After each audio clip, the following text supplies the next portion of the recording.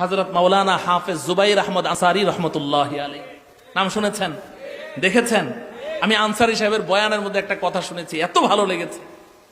কয় যে ভাই, একটা তো আমার কথা, সেটা হলো আপনারা জানেন নূরের তৈরি ফেরেশতা, মাটির তৈরি মানুষ, আগুনের তৈরি জিন। কথা বলেন। নূরের তৈরি ফেরেশতা, মাটির তৈরি, আগুনের তৈরি, এই তিন জাতির মধ্যে শ্রেষ্ঠ কে? শ্রেষ্ঠ কে? তা আমি যদি বলি আমার রসুল মাটির তৈরি মানুষ না, নূরের তৈরি ফেরেশতা, রসুলের সম্মান বাড়াইলাম না কমাইলাম? সবার বুঝে আসে, মুরব্বীদের বুঝে আসে। তা আমি সম্মান বাড়াইতে গিয়ে জাহালত আর মূর্খতার কারণে রসুলকে আশরাফুল মাখলুকাত, মানুষ থেকে বহিষ্কার ঘোষণা করলাম। সম্মান বাড়লো না কমলো? কমাইলাম। এটা হলো আমার কথা। আর আনসারী সাহেব বলেন যে ভাইরে, যদি রসুল মাটির তৈরি মানুষ হয় এই কারণে আমার মতো মানুষ হওয়া লাগবে, পার্থক্য নাই, এটা তো তোমাদের একটা মূর্খতা। কারণ মাটিতে মাটিতে তো পার্থক্য আছে, সব মাটি কি সমান? তো উনি একটা উদাহরণ দিয়েছেন, কয় যে কাবা ঘরের কোনায় একটা পাথর আছে, ওই পাথরটার নাম কি? হাজরে আসওয়াদ। বলেন না কি? কাবা ঘরের কোনায় একটা পাথর আছে না নাই? হাজরে আসওয়াদ, আসওয়াদ পাথর। রেল লাইনের মধ্যে পাথর আছে না নাই? হ্যাঁ, এটাও পাথর, ওইটাও কি? আচ্ছা, এই দুই পাথর সমান? কাবা ঘরের কোনায় যে পাথর আছে ওটার মধ্যে যদি আপনি চুমু দেন আপনার গুনাহ সব মাফ। সুবহানাল্লাহ বলেন। নবীজি বলেছেন পাথরটা দুধের মতো সাদা ছিল, এই বনি আদমের গুনাহ চুষতে চুষতে এটা কালো হয়ে গেছে। তাহলে কাবা ঘরের কোনায়ও পাথর, ওটা চুমা দেন আপনার গুনাহ মাফ হয়ে যাবে। আর যদি রেল লাইনের একটা পাথর তুলে চুমা দেন তাহলে কুত্তা আর বিড়ালের পেশাব মুখের ভিতর ঢুকবে। ঠিক না বেঠিক? তাহলে পাথরে পাথরে পার্থক্য আছে না নাই? তাইলে মাটিতে মাটিতেও পার্থক্য আছে, আছে না নাই?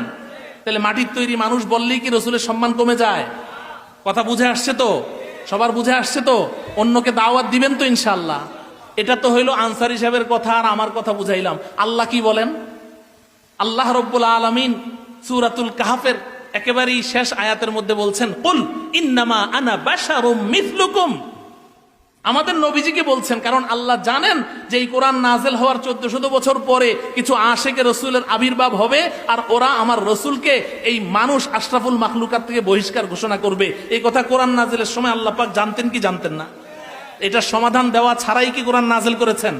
তাহলে তো কোরআন অসম্পূর্ণ থাকবে। তো আল্লাহ পাক আমাদের নবীজিকে বলছেন, কুল, আপনি বলেন, আমি বলবো না, আপনিই বলে দেন ওই সমস্ত আশেকে রসুল যারা আবিষ্কার হবে, ওই যে নামে মাত্র আহলে সুন্নাত ওয়াল জামাত, বেদানার মতো, তো এদের সম্পর্কে আপনি বলে দেন ইন্নামা আনা বাশারুম মিসলুকুম। এখানে উলামা ইকরামের ভরপুর জামাত আছেন।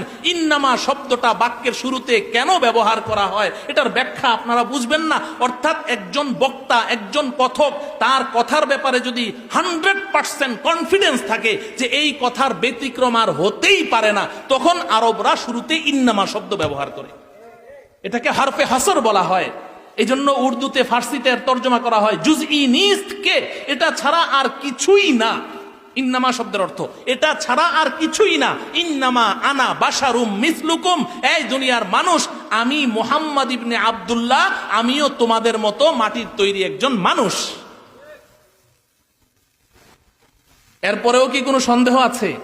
আচ্ছা, আমার তো সময় শেষ হয়ে গেল, নামাজের সময় হয়ে যাচ্ছে। এটা হলো বাড়াবাড়ি। এদেরকে চিনতে পেরেছেন তো?